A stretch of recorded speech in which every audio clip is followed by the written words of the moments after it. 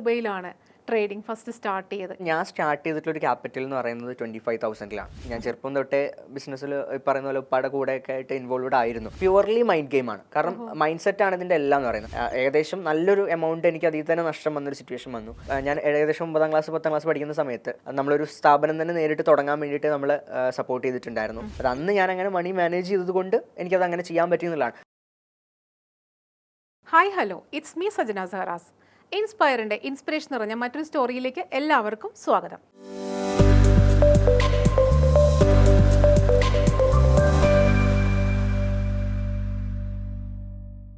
ഇന്ന് നമ്മളോടൊപ്പമുള്ള ഒരു വ്യക്തി എന്ന് പറയുന്നത് പുലിയല്ല, പുപ്പുലിയാണ്.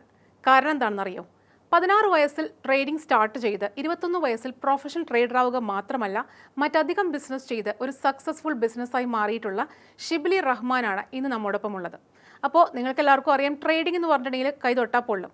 അങ്ങനെ കൈതൊട്ടാ പൊള്ളി നിൽക്കുന്ന ആളാണോ അല്ലെങ്കിൽ പൊളി ട്രേഡറാണോ നമുക്ക് മനസ്സിലാക്കാനായിട്ട് ഷിബ്ലിയുടെ വിശേഷങ്ങളിലേക്ക് നമുക്ക് പോകാം. ഇന്നത്തെ ഇൻസ്പയറിംഗ് സ്റ്റോറി ഷിബ്ലി റഹ്മാൻ്റെതാണ്. So Shibli Rahman, welcome to the show. Thank you. അപ്പോൾ ഷിബ്ലി, ട്രേഡിംഗ് നമുക്ക് സ്റ്റാർട്ട് ചെയ്യാം. അതിന് മുന്നേ ആയിട്ട് ഷിബ്ലിയുടെ വിശേഷങ്ങൾ അറിയാനായിട്ട് വ്യൂവേഴ്സിന് താല്പര്യം ഉണ്ടാവും. ഷിബ്ലിയുടെ നാട് എവിടെയാണ്, ഫാമിലി, അത് വിശേഷങ്ങളൊക്കെ ഒന്ന് പറയാമോ? ഞാൻ തിരൂർക്കാരനാണ്, മലപ്പുറം. വീട്ടിൽ ഉപ്പ, ഉമ്മ, മുൻതാത്താർ, ഒരു അനിയൻ, അതാണ് വീട്ടിലൊക്കെ ഉള്ളത്. ആൻഡ് ഇവിടെ തിരൂരാണ് വീട് എന്നുണ്ടെങ്കിലും നമ്മുടെ വർക്കും കാര്യങ്ങളൊക്കെ കൂടുതലുള്ളതും കൊച്ചി ബേസ് ചെയ്തിട്ടൊക്കെയാണ്. അപ്പോൾ നമുക്കിവിടെ കൊച്ചിയിൽ ഓഫീസുണ്ട്, അതുപോലെ തന്നെ തിരൂർ ഓഫീസുണ്ട്.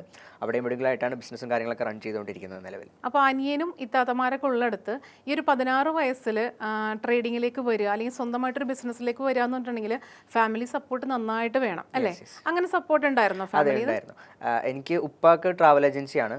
ഉപ്പാക്ക് ഓൾറെഡി ബിസിനസ്സും കാര്യങ്ങളുള്ളതാണ്. ഞാൻ ചെറുപ്പം തൊട്ടേ ബിസിനസ്സിൽ പറയുന്ന പോലെ ഉപ്പാടെ കൂടെയൊക്കെ ആയിട്ട് ഇൻവോൾവ്ഡ് ആയിരുന്നു. വർക്ക് ചെയ്യുന്നുണ്ടായിരുന്നു ഉപ്പാൻ്റെ ഷോപ്പിൽ തന്നെ. അപ്പോൾ അതിൻ്റെ കൂടെ ആയിട്ട് നമ്മൾ ഓരോ കാര്യങ്ങൾ ഇങ്ങനെ ചെയ്ത് നോക്കുന്നതിൻ്റെ കൂട്ടത്തിലാണ് നമ്മൾ ട്രേഡിങ്ങിലോട്ടും വന്ന് ചേർന്നിട്ടുള്ളത്.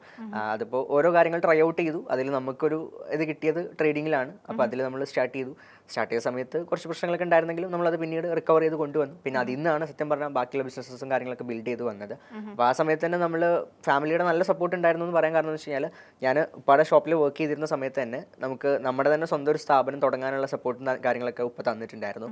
ഞാൻ ആ സമയത്ത് ഒരു 2014 16 വയസ്സിലൊക്കെ അങ്ങനെ ഒരു ട്രേഡിങ്ങിലേക്കൊക്കെ പോവുക എന്ന് പറയുമ്പോൾ സ്റ്റഡീസിനെ കുറിച്ച് എന്തായാലും 16 വയസ്സിൽ ട്രേഡിങ്ങിലോട്ട് വരുന്നതിന് മുന്നേ ആക്ച്വലി എന്നെ അതിന് വേണ്ടി പ്രാപ്തനാക്കിയിരുന്നു എന്ന് പറയണം. കാരണം ഉപ്പാടെ സൈഡിൽ നിന്നാണെങ്കിലും ഞാൻ ഏകദേശം 9ാം ക്ലാസ് 10ാം ക്ലാസ് പഠിക്കുന്ന സമയത്ത് ഒരു 2014 ആയിരിക്കും നമ്മളൊരു സ്ഥാപനം തന്നെ നേരിട്ട് തുടങ്ങാൻ വേണ്ടിയിട്ട് നമ്മൾ സപ്പോർട്ട് ചെയ്തിട്ടുണ്ടായിരുന്നു. നമ്മളെ ഉപ്പാടെ ഓഫീസിൻ്റെ അടുത്ത് തന്നെ നമുക്കൊരു ഫോട്ടോസ്റ്റാറ്റ് പ്രിൻറ്റിങ് കാര്യങ്ങളൊക്കെ കൂടിയുള്ള ഒരു ഷോപ്പ് നമ്മൾ നേരിട്ട് തുടങ്ങി അതിൽ സ്റ്റാഫിനൊക്കെ വെച്ചിട്ട് റൺ ചെയ്യുന്ന രീതിയിൽ നമ്മൾ അന്ന് തന്നെ ഒരു ബിസിനസ് ആക്കണം എന്നുള്ള രീതിയിലേക്ക് ഉപ്പ ട്രെയിൻ ചെയ്തിട്ടുണ്ടായിരുന്നു.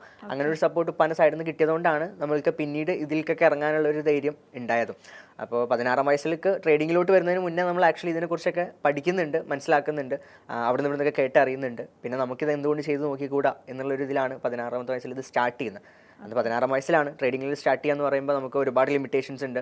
ഈ പറഞ്ഞ പോലെ 18 വയസ്സാവണം, ബാങ്ക് അക്കൗണ്ട് വേണം, കാര്യങ്ങൾ, അങ്ങനത്തെ ഒരുപാട് കാര്യങ്ങളുണ്ട്. അപ്പോൾ അന്നാണെങ്കിലും ഉപ്പാടെ ബാങ്ക് അക്കൗണ്ടും കാര്യങ്ങളൊക്കെ യൂസ് ചെയ്തിട്ടാണ് നമ്മൾ ചെയ്തിട്ടുണ്ടായിരുന്നത്. അപ്പോൾ അതിൻ്റെ ഒരു സപ്പോർട്ട്, ഫാമിലിയിൽ നിന്ന് കിട്ടിയിട്ടുള്ള സപ്പോർട്ട് എനിക്ക് കിട്ടിയിട്ടില്ലായിരുന്നു എന്നുണ്ടെങ്കിൽ എനിക്ക് ഒരിക്കലും ഇപ്പോൾ ഇവിടെ വന്നിരിക്കാനും സംസാരിക്കാനും അല്ലെങ്കിൽ ഇങ്ങനെ ബിൽഡ് ചെയ്യാനൊന്നും പറ്റില്ലായിരുന്നു. അതെ, തീർച്ചയായിട്ടും ആ ഒരു ഏജ് തന്നെയാണ് ഹൈലൈറ്റ്. അതായത് 16 വയസ്സിൽ സ്റ്റാർട്ട് ചെയ്ത് 21ലായപ്പോഴേക്കും ഒരു പ്രൊഫഷണൽ ട്രേഡർ ആവുന്നതാണ് ഒരിക്കലും എളുപ്പമല്ല. കാരണം ഇന്നത്തെ കാലത്ത് അല്ലെങ്കിൽ പണ്ട് കാലത്തായാലും ഒരുപാട് പേര് ട്രേഡിങ്ങിലേക്ക് വന്നിട്ടുണ്ട്. ഒരുപാട് പ്രായമായിട്ടുള്ള ആൾക്കാരുണ്ടാവും, അല്ലെങ്കിൽ മിഡ് ഏജിലുള്ളവരൊക്കെ ഉണ്ടെങ്കിലും അവർക്ക് ഏറ്റവും ബുദ്ധിമുട്ട് വരുന്നതിലേക്ക് ഒരു കണ്ടിന്യൂറ്റി കിട്ടുക എന്നുള്ളതാണ്. അപ്പോൾ എങ്ങനെയാണ് ഷിബ്ലി ഇത് കണ്ടിന്യൂസ് ആയിട്ട് ഒരു 21st ഏജ് വരെ എത്തിച്ച് അല്ലെങ്കിൽ അതിലൊരു പ്രൊഫഷണൽ ആയിട്ട് മാറിയത് എങ്ങനെയാണ്? ട്രേഡിങ്ങിൽ ആക്ച്വലി എനിക്ക് പ്രൊഫഷണൽ എന്ന് വിളിക്കുന്നതിനെക്കാട്ടിലും ഇഷ്ടം പ്രോഫിറ്റബിൾ എന്ന് വിളിക്കുന്നത് പറയാനാണ്. കാരണം ട്രേഡിങ്ങിൽ ആക്ച്വലി പ്രൊഫഷണൽ ട്രേഡർ എന്ന് പറയുന്നത് ഒരിക്കലും ഒരു 100% സ്റ്റേജ് അല്ല. അപ്പോൾ നമുക്ക് ഏത് പ്രൊഫഷൻ എടുത്ത് നോക്കുകയാണെന്നുണ്ടെങ്കിലും അവിടെ ഒരു സ്റ്റേജ് എത്തിക്കഴിയുമ്പോൾ ഓക്കെ, എല്ലാം ആ ഒരു സ്റ്റേജ്, ആ ഒരു കരിയറിൽ അല്ലെങ്കിൽ ആ ഒരു ലെവലിലുള്ള ആ ഒരു പ്രൊഫഷനിലുള്ള എല്ലാ കാര്യങ്ങളും അയാൾ അച്ചീവ് ചെയ്തു എന്ന് പറയുമ്പോൾ നമുക്കത് പ്രൊഫഷണൽ എന്ന് പറയാൻ പറ്റും. പക്ഷേ ട്രേഡിങ്ങിൽ അങ്ങനെയല്ല. ആക്ച്വലി ട്രേഡിങ്ങിൽ എപ്പോഴും കണ്ടിന്യൂസ് ലേണിംഗ് ആണ്. ഏതൊരാൾ ഇപ്പോൾ 10 വർഷത്തെ എക്സ്പീരിയൻസ് ഉള്ള ആളാണെന്നുണ്ടെങ്കിലും 5 വർഷത്തെ എക്സ്പീരിയൻസ് ഉള്ള ആളാണെന്നുണ്ടെങ്കിലും എത്ര വർഷത്തെ എക്സ്പീരിയൻസ് ആയിക്കോട്ടെ, അവർ പഠിച്ചുകൊണ്ടേ ഇരിക്കണം. അവരെപ്പോഴും പഠിച്ചുകൊണ്ടേ ഇരിക്കുകയാണെന്നുണ്ടെങ്കിലാണ് അവർക്ക് മാർക്കറ്റിൽ ലൈവായിട്ട് ഇരിക്കാൻ പറ്റുക, മാർക്കറ്റിൽ പ്രോഫിറ്റബിൾ ആയിട്ട് ഇരിക്കാൻ വേണ്ടി പറ്റുക. അതല്ല അവർ കുറേ കാര്യങ്ങൾ പഠിച്ചു, കുറേ കാര്യങ്ങൾ ചെയ്തു എന്നുള്ളത് കൊണ്ട് അവർക്ക് എന്ത് ചെയ്യാൻ പറ്റില്ല, ഒരു പ്രൊഫഷണൽ ട്രേഡർ ആയി എന്നുള്ള പേരിൽ എല്ലാ കാലവും അതുപോലെ ട്രേഡ് ചെയ്യാൻ പറ്റില്ല. കാരണം മാർക്കറ്റിൽ വ്യത്യാസങ്ങൾ വരും. ഇപ്പോൾ നമുക്കിവിടെ നമ്മളെ ലോക്കൽ ബിസിനസ്സസ് ട്രഡീഷണൽ മാർക്കറ്റ്സിലോട്ടൊക്കെ നോക്കുമ്പോഴുള്ള മാറ്റങ്ങൾ പോലെ തന്നെ സ്റ്റോക്ക് മാർക്കറ്റിലാണെങ്കിലും ഈ ഫൈനാൻഷ്യൽ മാർക്കറ്റ്സിലൊക്കെ അതിൻ്റേതായ മാറ്റങ്ങൾ വരും. അപ്പോൾ നമ്മളെപ്പോഴും പഠിച്ചുകൊണ്ടേ ഇരിക്കണം. എപ്പോഴും നമ്മളൊരു ലേണിംഗ് സ്റ്റേജിലാണെന്ന് മനസ്സിലാക്കിയിട്ട് മുന്നോട്ട് പോകുമ്പോഴാണ് ആ ഒരു കൺസിസ്റ്റൻസി, അവിടെയാണ് അതിൻ്റെ പോയിന്റ് വരുന്നത്. ആ കൺസിസ്റ്റൻസി നമുക്ക് കീപ്പ് ചെയ്യാൻ പറ്റി കഴിഞ്ഞാലാണ് നമുക്കൊരു പ്രോഫിറ്റബിൾ ട്രേഡർ ആവാൻ പറ്റുക. സോ ഒരു പ്രോഫിറ്റബിൾ ട്രേഡർ എന്നുള്ളതാണ് എനിക്ക് ഇഷ്ടം കേൾക്കാനാണെന്നുണ്ടെങ്കിൽ. ഓക്കെ, അപ്പോൾ ഞാൻ നേരത്തെ പറഞ്ഞ ഇൻട്രൊഡക്ഷനിൽ വല്ല പ്രൊഫഷണൽ തിരിച്ചെടുത്തിരിക്കുന്നു. പ്രോഫിറ്റബിൾ ആയിട്ടുള്ള ഷിബ്ലി റഹ്മാൻ തീർച്ചയായിട്ടും പറഞ്ഞാൽ കറക്റ്റ് ആണ്. കാരണം പ്രൊഫഷണൽ അല്ല ഇതിൽ നമുക്ക് മുഖ്യമായിട്ടുള്ളത്, പ്രോഫിറ്റ് ആണോ ലോസ് ആണോ എന്നുള്ളതാണ് ഒരു ട്രേഡിങ്ങിൽ ഏറ്റവും പ്രധാനമായിട്ടുള്ളത്. അപ്പോൾ പറഞ്ഞത് കറക്റ്റാണ്, പ്രോഫിറ്റബിൾ ട്രേഡർ ആയിട്ടുള്ള ഷിബ്ലി റഹ്മാൻ. ഓക്കെ, ഒറ്റ വാക്കിൽ ഇപ്പോൾ സന്ദേശം മൂവിലൊക്കെ പറയുന്നത് പോലെ സിമ്പിളായിട്ടൊന്ന് പറയാൻ പറ്റും ചോദിച്ചിട്ടുണ്ടെങ്കിൽ എന്താണ് ട്രേഡിംഗ്? ഇപ്പോൾ നമ്മൾ ട്രേഡിംഗ് ഈ സ്റ്റോക്ക് മാർക്കറ്റിലൊക്കെ പാർട്ടിസിപ്പേറ്റ് ചെയ്യുന്ന ആൾക്കാരായതുകൊണ്ട് സ്ഥിരമായിട്ട് ഫേസ് ചെയ്യുന്ന ഒരു ക്വസ്റ്റ്യൻ ആണ്. നമുക്ക് ഇൻ ഡെഫിനേഷൻ അത് പറയുകയാണെന്നുണ്ടെങ്കിൽ നമ്മൾ ഒരു ട്രേഡിംഗ് എന്ന് പറയുമ്പോൾ നമ്മളൊക്കെ ട്രേഡ് ചെയ്യുന്നുണ്ട്. പക്ഷേ നമ്മൾ ഈ പറഞ്ഞ പോലെ സ്റ്റോക്ക് മാർക്കറ്റിലോ ഫൈനാൻഷ്യൽ മാർക്കറ്റ്സിലോ അല്ല ട്രേഡ് ചെയ്യുന്നത്. നമ്മളൊരു ഒരു ഷോപ്പിൽ പോയിട്ട് നമ്മളൊരു പ്രൊഡക്റ്റ് പർച്ചേസ് ചെയ്ത് കഴിയുമ്പോൾ നമ്മൾ അവിടെ ഒരു ട്രേഡ് ചെയ്തു. അത് അവിടെ ഒരു ബയ്യറും സെല്ലറും വന്നു, നമ്മളൊരു എന്തോ ആയിക്കോട്ടെ ഒരു പ്രൊഡക്റ്റ് നമ്മൾ ബൈ ചെയ്തു, അതിനൊരു വാല്യൂ നമ്മൾ കൊടുത്തു, അവിടെ ഒരു ട്രാൻസാക്ഷൻ നടന്നു. ഒരു സെല്ലറും ബയ്യറും തമ്മിൽ നടക്കുന്ന ഒരു ട്രാൻസാക്ഷൻ നമുക്കൊരു ട്രേഡ് എന്ന് പറയാൻ പറ്റും. അതാണ് ബേസിക്കലി ട്രേഡിംഗ് എന്ന് പറയുമ്പോൾ. അപ്പോൾ ഇത് നമ്മളുടെ ഈ സ്റ്റോക്ക് മാർക്കറ്റ് ട്രേഡിംഗ് അല്ലെങ്കിൽ മറ്റുള്ള ഫൈനാൻഷ്യൽ മാർക്കറ്റ്സിലെ ട്രേഡിങ്ങിലോട്ട് വരുമ്പോൾ അവിടെ നമുക്ക് ട്രേഡ് ചെയ്യാൻ ഈ പറഞ്ഞ പോലെ പ്രൊഡക്റ്റിലാണ് വ്യത്യാസം വരുന്നത്. ഇവിടെ നമ്മളിപ്പോൾ ഒരു പച്ചക്കറി മേടിക്കുന്നതിനും മീൻ മേടിക്കുന്നതിനൊക്കെ നമുക്ക് ട്രേഡിംഗ് എന്ന് പറയാൻ പറ്റും. പക്ഷേ ഇവിടെ വരുമ്പോൾ എന്താ വ്യത്യാസം എന്ന് വെച്ചാൽ ഇവിടെ നമ്മൾ പബ്ലിക് ലിസ്റ്റഡ് ആയിട്ടുള്ള കമ്പനീസിൻ്റെ ഷെയറുകളാണ് ട്രേഡ് ചെയ്യുന്നതാണ്, അതായത് വാങ്ങുകയും വിൽക്കുകയും ചെയ്യുന്നത്. സിമ്പിളായിട്ട് പറയുകയാണെങ്കിൽ അത്രയേ ഉള്ളൂ. പബ്ലിക് ലിസ്റ്റഡ് ആയിട്ടുള്ള കമ്പനികൾ എന്ന് പറയുമ്പോൾ പ്രൈവറ്റ് കമ്പനികളായിരുന്നു. അവർ IPO ഇനീഷ്യൽ പബ്ലിക് ഓഫറിംഗ് പ്രോസസ്സറൊക്കെ ത്രൂ മാർക്കറ്റിൽ വന്ന് ലിസ്റ്റഡായി. ഈ പബ്ലിക് ലിസ്റ്റഡ് ആയിട്ടുള്ള കമ്പനീസിൻ്റെ ഷെയറുകൾ ഇൻവെസ്റ്റേഴ്സിനും അതുപോലെ തന്നെ ട്രേഡേഴ്സിനൊക്കെ ബൈ ചെയ്യാനും സെല് ചെയ്യാനുള്ള ഓപ്ഷനാണ്. ഒരു സ്ഥലത്തെ പറയുന്ന പേരാണ് സ്റ്റോക്ക് മാർക്കറ്റ് എന്ന് പറയുന്നത്. ഈ ഒരു സ്റ്റോക്ക് മാർക്കറ്റിലുള്ള ഇത്തരം പ്രൊഡക്റ്റുകളെ വാങ്ങുകയും വിൽക്കുകയും ചെയ്യുന്ന ഈ പ്രോസസ്സിനെയാണ് നമുക്ക് സ്റ്റോക്ക് മാർക്കറ്റ് ട്രേഡിംഗ് എന്ന് പറയാൻ പറ്റുക. അതായത് നമ്മളിപ്പോൾ ഒരു കടയിൽ പോയിട്ട് വാങ്ങിക്കുന്നുണ്ട്, തീർച്ചയായിട്ടും അതൊരു ട്രേഡിംഗ് തന്നെയാണ്. അതിനപ്പുറം ഒരു സ്റ്റോക്ക് മാർക്കറ്റ് ട്രേഡിംഗ് എന്ന് പറയുന്നത് ഒരു ബയറും അല്ലെങ്കിൽ സെല്ലറും ഒരു പബ്ലിക് ലിസ്റ്റഡ് ആയിട്ടുള്ള കമ്പനിയുടെ ഷെയറുകളാണ് നമ്മളവിടെ വാങ്ങുകയും വിൽക്കുകയും ചെയ്യുന്നത്. അത് മാത്രമല്ല അല്ലാത്ത പ്രൊഡക്റ്റുകളും ഉണ്ട്. മറ്റുള്ള ഫൈനാൻഷ്യൽ മാർക്കറ്റ്സിലും ഡിഫറെൻറ്റ് പ്രൊഡക്ട്സുകളുണ്ട്. അപ്പോൾ ഓരോ പ്രൊഡക്റ്റ് എന്ത് പ്രൊഡക്റ്റാണ് നമ്മൾ വാങ്ങുന്നത് വിൽക്കുന്നതിനനുസരിച്ച് അത് ഓരോന്ന് ക്ലാസിഫൈ ചെയ്ത് വെച്ചിട്ടുണ്ട്. അപ്പോൾ നമ്മൾ കൂടുതലും പാർട്ടിസിപ്പേറ്റ് ചെയ്യുന്നത് ഇന്ത്യൻ മാർക്കറ്റിൽ ഇക്വിറ്റീസിലും അതുപോലെ തന്നെ ഓപ്ഷൻസിലുമാണ്. ഇക്വിറ്റീസ് എന്ന് പറയുമ്പോൾ നമുക്ക് ഈ പബ്ലിക് ലിസ്റ്റഡ് ആയിട്ടുള്ള കമ്പനീസിൻ്റെ ഷെയറുകളും കാര്യങ്ങളും വാങ്ങുക വിൽക്കുക, പ്രോഫിറ്റ് വരുന്ന ഷോർട്ട് ടേം ആയിട്ടും ലോങ് ടേം ആയിട്ടൊക്കെ നമ്മൾ ചെയ്യുന്നുണ്ടാവും. അത് ഓരോ മെത്തേഡ്സ് അനുസരിച്ച്. അതുപോലെ തന്നെ നമുക്ക് ഓപ്ഷൻ കോൺട്രാക്റ്റുകളുണ്ട്. ഓരോ കോൺട്രാക്ട്സുകൾ പ്രൈസ് കോൺട്രാക്റ്റുകൾ നമുക്ക് വാങ്ങാനും വിൽക്കാനും പറ്റും. ആ രീതിയിലുള്ള ട്രേഡിങ്സും കാര്യങ്ങളും വരുന്നുണ്ട്. അപ്പോൾ ഓരോ മെത്തേഡാണ് നമ്മൾ ഏത് മെത്തേഡാണ് നമ്മൾ കൂടുതൽ നമുക്ക് പ്രോഫിറ്റബിൾ ആവുന്നത് അല്ലെങ്കിൽ നമുക്ക് കൂടുതൽ പ്രോഫിറ്റ്സ് ഉണ്ടാക്കാൻ പറ്റുന്നത്, റിസൾട്ട്സ് ഉണ്ടാക്കാൻ പറ്റുന്നത്, ആ മെത്തേഡിൽ നമ്മൾ കൂടുതൽ ഫോക്കസ് ചെയ്യുക എന്നുള്ളതാണ് നമ്മുടെ സൈഡിൽ നമ്മൾ ചെയ്യേണ്ടത്. കൂടുതൽ ഇൻഡെപ്ത് ആയിട്ട് പറയാനാണെന്നുണ്ടെങ്കിൽ ഒരുപാട് ടെക്നിക്കൽ ടേംസും കാര്യങ്ങളും ഉണ്ടാവും. അതാണ് അതിൻ്റെ ഒരു സിസ്റ്റം വരുന്നത്. ഞാൻ ചിലത് എനിക്കറിയാവുന്ന ചില ടേംസ് ഞാൻ കേട്ടിട്ടുള്ളതാണ്. ഡിമാറ്റ് അക്കൗണ്ട്, പിന്നെ ഫോറെക്സ്, അങ്ങനെയുള്ള ചില ടേംസ് നമ്മൾ കേട്ടിട്ടുണ്ട്. അപ്പോൾ ആ ടേംസിനെ കുറിച്ച് തീർച്ചയായിട്ടും ഒരു കടൽ പോലത്തെ ഒരു സംഭവമാണ് ട്രേഡിംഗ് എന്ന് പറയുന്നത്. എങ്കിലും ഒരു കാര്യത്തിനെ കുറിച്ച് അറിയുന്ന ABCD എന്തായാലും ഉണ്ടാവുമല്ലോ. ആ ABCD എന്താണെന്ന് ചോദിക്കുകയാണെങ്കിൽ ട്രേഡിങ്ങിനെ കുറിച്ച് ഇപ്പോൾ പറഞ്ഞ പ്രോഫിറ്റബിൾ ട്രേഡർ ആയിട്ടുള്ള ഷിബ്ലി റഹ്മാൻ ആ ABCD അബൌട്ട് ട്രേഡിംഗ് എന്താണ് പറയാനുണ്ടാവുക? ഞാനിപ്പോൾ പറഞ്ഞു വെച്ച കാര്യങ്ങൾ അതാണ് ബേസിക് ആയിട്ട് ആദ്യം നമ്മൾ മനസ്സിലാക്കേണ്ട ഒരു കാര്യം എന്ന് പറയുന്നത് എന്താണ് മാർക്കറ്റ് എന്നുള്ള ഐഡിയ ഉണ്ടായിരിക്കണം. എന്താണ് ഈ സ്റ്റോക്ക് മാർക്കറ്റ്, ഇവിടെ എന്താണ് സംഭവിക്കുന്നത്. അപ്പോൾ ഇവിടെ നമുക്ക് ബയേഴ്സ് ഉണ്ട്, സെല്ലേഴ്സ് ഉണ്ട്, ആൾക്കാർ വാങ്ങുന്ന ആൾക്കാരുണ്ട്, വിൽക്കുന്ന ആൾക്കാരുണ്ട്. എന്താണ് ഇവരൊക്കെ വാങ്ങുന്നത് വിൽക്കുന്ന എന്നുള്ള പ്രൊഡക്റ്റുകൾ. ഇപ്പോൾ പ്രൊഡക്റ്റ് എന്താണ് ഈ പബ്ലിക് ലിസ്റ്റഡ് ആയിട്ടുള്ള കമ്പനീസിൻ്റെ ഷെയറുകൾ കാര്യങ്ങൾ, അതുപോലെ തന്നെ പ്രൈസ് കോൺട്രാക്റ്റുകൾ, കമ്മോഡിറ്റി പ്രൊഡക്റ്റുകൾ, ഇങ്ങനത്തെ പ്രൊഡക്റ്റുകളും കാര്യങ്ങളൊക്കെ ഇവിടെ ഉണ്ട്. ഇത് ആൾക്കാർക്ക് വാങ്ങാനും വിൽക്കാനൊക്കെ പറ്റും. ഇതിനുള്ള ഒരു സ്ഥലമാണ് സ്റ്റോക്ക് മാർക്കറ്റ്. അപ്പോൾ ഇത് വാങ്ങാനും വിൽക്കാനൊക്കെ ഒരു സ്ഥലം വേണം, ഒരു എക്സ്ചേഞ്ച് വേണം. ഒരു എക്സ്ചേഞ്ച് എന്ന് പറയുന്നത് നമുക്കിവിടെ ഇന്ത്യൻ സ്റ്റോക്ക് മാർക്കറ്റിലുള്ള എക്സ്ചേഞ്ചുകൾ, national stock exchange, Bombay stock exchange, അങ്ങനെ ഒട്ടനവധികം എക്സ്ചേഞ്ചുകൾ നമുക്ക് ഇവിടെ ഉണ്ട്. അതിൽ മേജർ ആയിട്ടുള്ള എക്സ്ചേഞ്ചസ് ആണ് BSE and NSE. അതിൻ്റെ ഇൻഡൈസസ് ആണ് നിഫ്റ്റി, സെൻസെക്സ് എന്നൊക്കെ നിങ്ങൾ കേട്ടിട്ടുണ്ടാവുന്ന ടേംസ്. അതിൽ പിന്നെ അങ്ങോട്ട് വരികയാണെന്നുണ്ടെങ്കിൽ ഇപ്പോൾ ഒരു കാര്യം പറഞ്ഞു വെച്ചാൽ ഡിമാറ്റ് അക്കൗണ്ട് ചോദിച്ച കാര്യം എന്ന് പറഞ്ഞാൽ ഡിമാറ്റ് അക്കൗണ്ട്. ട്രേഡിംഗ് എന്ന് പറയുമ്പോൾ ഫസ്റ്റ് കേൾക്കുന്നത് ഡിമാറ്റ് അക്കൗണ്ട്. അതിന്റെ കാരണം എന്ന് പറയുന്നത് ഇപ്പോൾ നമുക്കൊക്കെ ബാങ്ക് അക്കൗണ്ടുകൾ ഉണ്ട്. നമുക്ക് ബാങ്കിൽ ക്യാഷ് ട്രാൻസാക്ഷൻസ് കാര്യങ്ങളൊക്കെ ചെയ്യണമെന്നുണ്ടെങ്കിൽ നമുക്ക് ബാങ്ക് അക്കൗണ്ട് വേണം. അതുപോലെ തന്നെ നമുക്ക് ഷെയർസിൽ അതുപോലെ തന്നെ സ്റ്റോക്ക് മാർക്കറ്റിൽ നമുക്ക് പാർട്ടിസിപ്പേറ്റ് ചെയ്യണമെന്നുണ്ടെങ്കിൽ ഷെയറുകൾ വാങ്ങാനും വിൽക്കാനും ഒക്കെ നമുക്ക് ഒരു ഡിമാറ്റ് അക്കൗണ്ട് വേണം. അതാണ് ഡിമാറ്റ് അക്കൗണ്ട് എന്ന് പറയുന്നത്. ഈ ഡിമാറ്റ് അക്കൗണ്ട് നമുക്ക് ബ്രോക്കേഴ്സ് ത്രൂ ആണ് എന്ത് ചെയ്യാൻ പറ്റുക, ഓപ്പൺ ചെയ്യാൻ വേണ്ടി പറ്റുക. നമ്മളുടെ ഡിമാറ്റ് അക്കൗണ്ട് സെബി രജിസ്റ്റേർഡ് ആയിട്ടുള്ള ബ്രോക്കേഴ്സിൻ്റെ അണ്ടറിലാണ് നമുക്ക് ഓപ്പൺ ചെയ്യാനും ഓപ്പറേറ്റ് ചെയ്യാനൊക്കെ വേണ്ടിയിട്ട് പറ്റുക. അപ്പോൾ ആ ഡിമാറ്റ് അക്കൗണ്ടിലാണ് നമ്മൾ ഫണ്ട് ആഡ് ചെയ്യുന്നതും നമ്മൾ അതിൽ ക്യാഷ് വെച്ചിട്ട് നമുക്ക് ഷെയർസ് പർച്ചേസ് ചെയ്യാനും ഇൻവെസ്റ്റ് ചെയ്യാനും ട്രേഡ് ചെയ്യാനൊക്കെ പറ്റുന്നതൊക്കെ ഈ ഒരു ഡിമാറ്റ് അക്കൗണ്ട് ത്രൂ ആണ്. പിന്നെ പറഞ്ഞൊരു term forex. I think forex എന്ന് പറയുമ്പോൾ ഒരു അനദർ ഫൈനാൻഷ്യൽ മാർക്കറ്റാണ്. ഇപ്പോൾ നമ്മൾ ഇന്ത്യൻ മാർക്കറ്റിനെ കുറിച്ചാണ് ഇതുവരെ നമ്മൾ സംസാരിച്ചത്. ഇന്ത്യൻ മാർക്കറ്റ് എന്ന് പറയുമ്പോൾ നമ്മൾ ഇന്ത്യയിൽ പബ്ലിക് ലിസ്റ്റഡ് ആയിട്ടുള്ള കമ്പനീസിൻ്റെ ഷെയറുകൾ ട്രേഡ് ചെയ്യപ്പെടുന്ന ഒരു മാർക്കറ്റാണ് ഇന്ത്യൻ മാർക്കറ്റ്. ഫോറക്സ് എന്ന് പറയുമ്പോൾ ഫോറിൻ കറൻസി പെയേഴ്സ്, അതായത് മറ്റുള്ള രാജ്യത്തിൻ്റെയൊക്കെ കറൻസി പെയറുകൾ ട്രേഡ് നടക്കുന്ന ഒരു ട്രാൻസാക്ഷൻ നടക്കുന്നതാണ് ഫോറക്സ് എന്ന് പറയുന്നത്. അപ്പോൾ പുറത്ത് ട്രാവൽ ചെയ്തിട്ടുണ്ടോ, ലൈക്ക് പുറത്ത് ട്രാവൽ ചെയ്തിട്ടുള്ളതാണ്. അപ്പോൾ പുറത്ത് ട്രാവൽ ചെയ്യുമ്പോൾ നമ്മൾ അവിടുത്തെ കറൻസി യൂസ് ചെയ്യും അല്ലേ. അപ്പോൾ നമ്മൾ എയർപോർട്ടിൽ പോകുകയാണെങ്കിൽ അവിടെ എക്സ്ചേഞ്ചിൽ പോയിട്ട് നമ്മൾ എന്ത് ചെയ്യും, കറൻസി എക്സ്ചേഞ്ചിൽ പോയിട്ട് നമ്മൾ നമ്മുടെ കറൻസി വിറ്റിട്ട് അവിടെ നിന്ന് അവരുടെ കറൻസി എന്ത് ചെയ്യും, പർച്ചേസ് ചെയ്യും. അപ്പോൾ ഒരു കറൻസിയാണ് നമ്മൾ വാങ്ങുന്നതും വിൽക്കുന്നതും. ആ ഒരു കറൻസി ട്രാൻസാക്ഷനെയാണ് ഫോറക്സ് ട്രാൻസാക്ഷൻ എന്ന് പറയുന്നത്. സോ ഒരു കറൻസി ട്രാൻസാക്ഷൻ നടത്തിയിട്ടുള്ള ഒരാളാണെന്നുണ്ടെങ്കിൽ ഓൾറെഡി അയാൾ ഫോറക്സ് ട്രേഡിംഗിൽ പാർട്ടിസിപ്പേറ്റ് ചെയ്തു. അതിൻ്റെ ഒരു ഡിജിറ്റൽ വേർഷൻ, അതിൻ്റെ ഒരു ഡിജിറ്റൽ വേർഷനാണ്, നമുക്ക് ഡിജിറ്റലി ചെയ്യാൻ പറ്റുന്ന ഒരു വേർഷനാണ്, ഓൺലൈൻ ത്രൂ ചെയ്യാൻ പറ്റുന്ന ഒരു വേർഷനാണ് ഈ ഫോറക്സ് ട്രേഡിംഗ് എന്ന് പറയുന്നത്. ആക്ച്വലി നമ്മുടെ ഈ ഒരു ട്രേഡിങ്ങിലൂടെയൊക്കെ നമുക്ക്, അല്ലെങ്കിൽ ഇപ്പോൾ ട്രേഡിംഗ് ആയാലും ബിറ്റ് കോയിൻ അങ്ങനെയുള്ളതൊക്കെ ഒരു ഡിജിറ്റൽ ആണോ അല്ലെങ്കിൽ വെർച്വൽ മണിയാണോ അത് ഉദ്ദേശിക്കുന്നത്? അത് ആക്ച്വലി ഇപ്പോൾ ഈ ക്രിപ്റ്റോ എന്നൊക്കെ പറയുമ്പോൾ അത് കംപ്ലീറ്റ്ലി വെർച്വൽ ആണ്. ഓക്കെ, അതിൽ ഫിസിക്കൽ ഇൻസ്ട്രുമെന്റ്സ് നമുക്ക് കോപ്പി ചെയ്യാൻ നമുക്കുള്ള ഓപ്ഷൻസ് ഉണ്ടെന്നുണ്ടെങ്കിലും, മീൻസ് നമുക്ക് ഫിസിക്കൽ ഹാർഡ്വെയർസിലോട്ടും കാര്യങ്ങളോട്ടൊക്കെ മാറ്റാൻ പറ്റുന്നുണ്ടെങ്കിലും അത് ഡിജിറ്റൽ അസറ്റ് തന്നെയാണ്. അതിന് നമുക്കൊരു ഫിസിക്കൽ സൈഡ് ഇല്ല. പക്ഷേ സ്റ്റോക്ക് മാർക്കറ്റിലോട്ട് ഇതിലോട്ടൊക്കെ വരുമ്പോൾ നമുക്ക് ഷെയർസ് എന്ന് പറയുമ്പോൾ പബ്ലിക് ലിസ്റ്റഡ് കമ്പനിയിൽ നമുക്കൊരു ഓണർഷിപ്പ് ഉണ്ട്, ഒരു പെർസെൻറ്റേജ് ഓണർഷിപ്പ് ഉണ്ട്, ഷെയർ ഹോൾഡിങ്സ് ഉണ്ട്.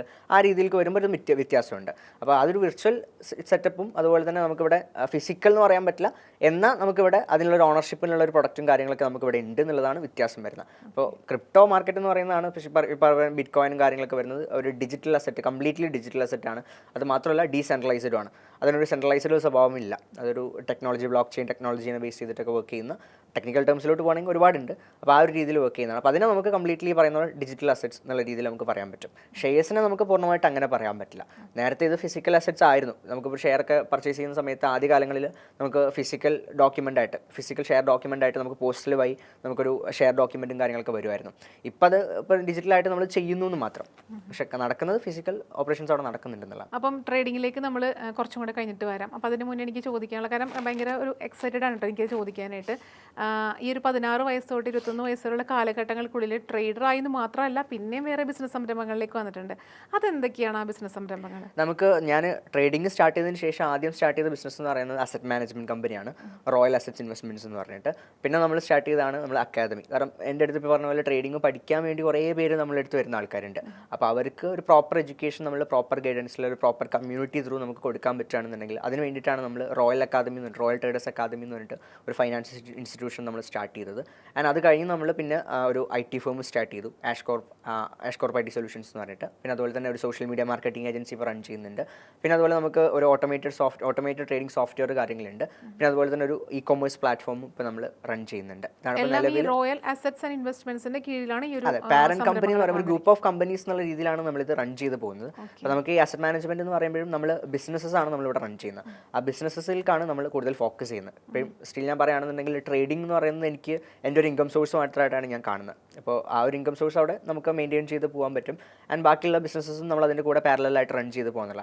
നമ്മൾ നോക്കുന്ന സമയത്ത് ട്രേഡിംഗ് ആണ് എനിക്ക് ഏറ്റവും കൂടുതൽ റിവാർഡ്സും കാര്യങ്ങളും തരുന്നതെന്നുണ്ടെങ്കിലും നമുക്ക് എപ്പോഴും ഒരു ഡൈവേഴ്സിഫിക്കേഷൻ ആവശ്യമാണ്. അപ്പോൾ അവിടെ ഈ പറയുന്ന പോലെ ട്രേഡിംഗ് മാത്രമല്ല, നമുക്ക് അതിൻ്റെ കൂടെ ബിസിനസ്സും കാര്യങ്ങളൊക്കെ ബിൽഡ് ചെയ്ത് കൊണ്ടുവരാൻ പറ്റി എന്നുള്ളതും കൂടിയാണ് ആ ഒരു ടൈമിൽ നമുക്ക് ട്രേഡിംഗിൽ നിന്നാണ് നമ്മൾ ഇതിനൊക്കെ കണ്ടെത്തിയതെങ്കിലും ബിസിനസ്സസ് നമുക്ക് ബിൽഡ് ചെയ്തുകൊണ്ടാണ് ഏത് സമയത്തും നമുക്കിത് മെയിൻറ്റെയിൻ ചെയ്ത് കൊണ്ടുപോകാൻ വേണ്ടി പറ്റുന്നത്. ഇത് ആക്ച്വലി വ്യൂവേഴ്സ് കേൾക്കാൻ വേണ്ടി ഞാൻ പറയാട്ടെ, ഞാനിപ്പം സംസാരിച്ചുകൊണ്ടിരിക്കുകയാണെങ്കിലും എനിക്ക് ഭയങ്കര എക്സൈറ്റഡ് എനിക്ക് ഫീൽ ചെയ്യുന്നുണ്ട്. കാരണം ഈ ഒരു ഏജിലുള്ള മിക്ക ചെറുപ്പക്കാരും ചിലപ്പം കോളേജ് ലൈഫ് അടിച്ചു പൊളിക്കാനും അല്ലെങ്കിൽ ഫ്രണ്ട്സിനായിട്ട് അടിച്ചു പൊളിക്കാനൊക്കെ ഉള്ളൊരു സമയം കണ്ടെത്തുന്ന സമയങ്ങളിൽ ഇദ്ദേഹം ചെയ്തിരിക്കുന്നത് ഒരു സംരംഭം ഉണ്ടാക്കുക, അല്ലെങ്കിൽ അതിൽ നിന്ന് വീണ്ടും വീണ്ടും സംരംഭങ്ങൾ ഉണ്ടാക്കുക, ഒരു ട്രേഡർ ആവുക എന്നുള്ളതൊക്കെ ഒരു ചെറിയ കാര്യമല്ല. It's a big thing, it's a great thing.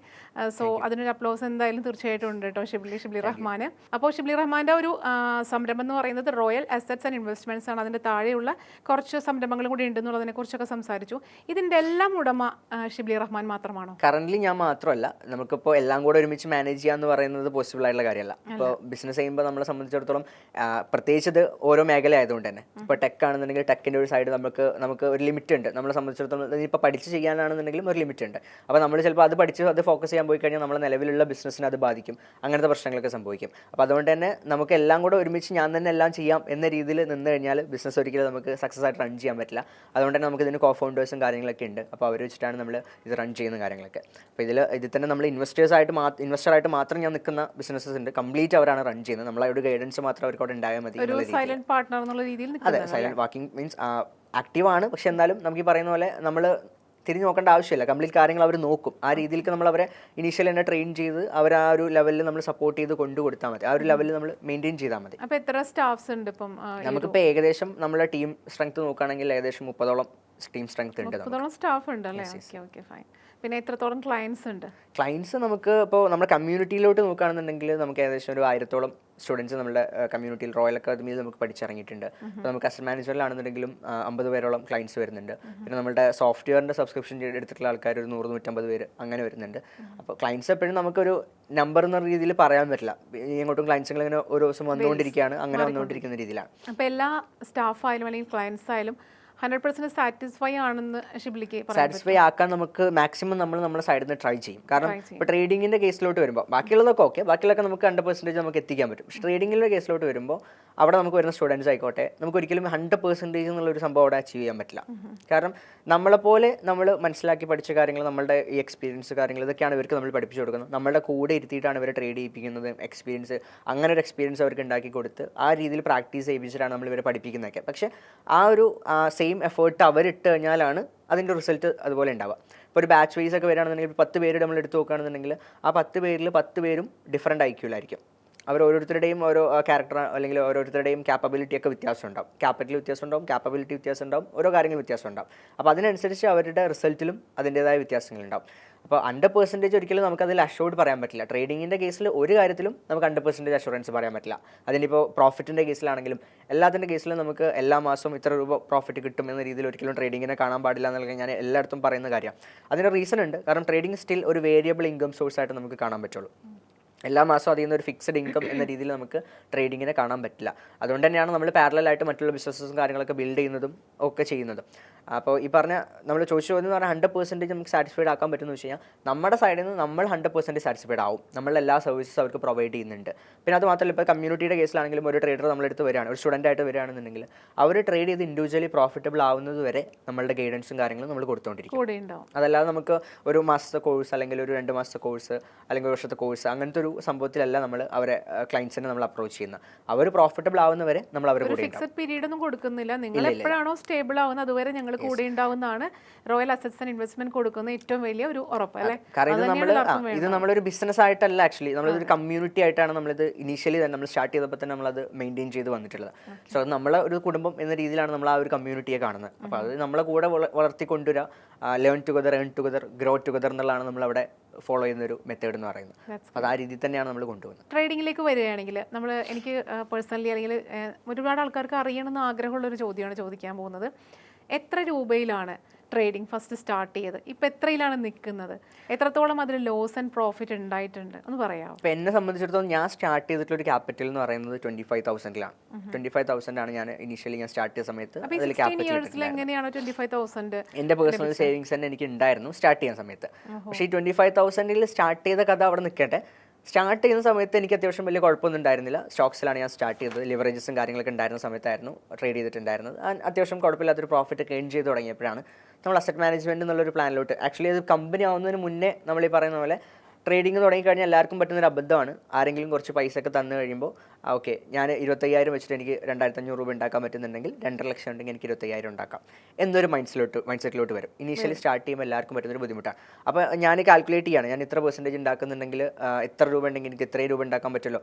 അപ്പോൾ ആരെങ്കിലും എൻ്റെ അടുത്ത് ഒരു 10 ലക്ഷം രൂപ തരാമെന്ന് പറയുമ്പോൾ ഓക്കെ 10 ലക്ഷം തന്നോളൂ എന്ന് പറഞ്ഞിട്ട് ഞാൻ 10 ലക്ഷം വെച്ച് ട്രേഡ് ചെയ്യാൻ പോയി കഴിഞ്ഞാൽ ഇത് എൻറ്റയർലി ഡിഫറൻറ്റ് കൺസെപ്റ്റാണ്. ഞാൻ എവിടെ കേട്ടിട്ടുണ്ട് ഒരു മൈൻഡ് ഗെയിമാണെന്ന് കേട്ടിട്ടുണ്ട്. ശരിയാണ്, ഇത് പ്യുവർലി മൈൻഡ് ഗെയിമാണ്. കാരണം മൈൻഡ് സെറ്റാണ് ഇതിൻ്റെ എല്ലാം എന്ന് പറയുന്നത്. കാരണം നമ്മൾ 2,500 രൂപയുടെ ഒരു ലാഭനഷ്ടം കാണുന്നിടത്തായിരിക്കില്ല, കാണുന്ന പോലെ ആയിരിക്കില്ല നമ്മൾ 25,000 രൂപയുടെ ലാഭനഷ്ടം കാണുന്നത്. അതിന് നമ്മൾ ക്യാപ്പബിൾ ആവണം, ആയിട്ടേ നമ്മൾ അതിന് നിൽക്കാൻ പാടുള്ളൂ. അതല്ലാതെ ഇനീഷ്യൽ തന്നെ നമ്മൾ വലിയൊരു എമൗണ്ട് എടുത്ത് നമ്മൾ ട്രേഡ് ചെയ്യാനൊക്കെ ഇൻവെസ്റ്റ് ചെയ്യാനൊക്കെ നിന്ന് കഴിഞ്ഞാൽ നമ്മളെ സംബന്ധിച്ചിടത്തോളം നല്ല രീതിയിലുള്ള ലോസസ് നമ്മൾ ഫേസ് ചെയ്യേണ്ടി വരും. പ്രോപ്പറായിട്ട് മണി മാനേജ്മെൻറ്റും കാര്യങ്ങളും നമുക്ക് ചെയ്യാൻ പറ്റില്ല എന്നുണ്ടെങ്കിൽ. അപ്പോൾ ട്രേഡിങ്ങിൻ്റെ ഒരു സക്സസ് നോക്കുകയാണെന്നുണ്ടെങ്കിൽ അതിൻ്റെ 70% ഈ പറയുന്ന സൈക്കോളജി, മൈൻഡ് സെറ്റ് എന്നുള്ള ഒരു കാര്യമാണ് നമുക്ക് അതിൽ നോക്കേണ്ടത്.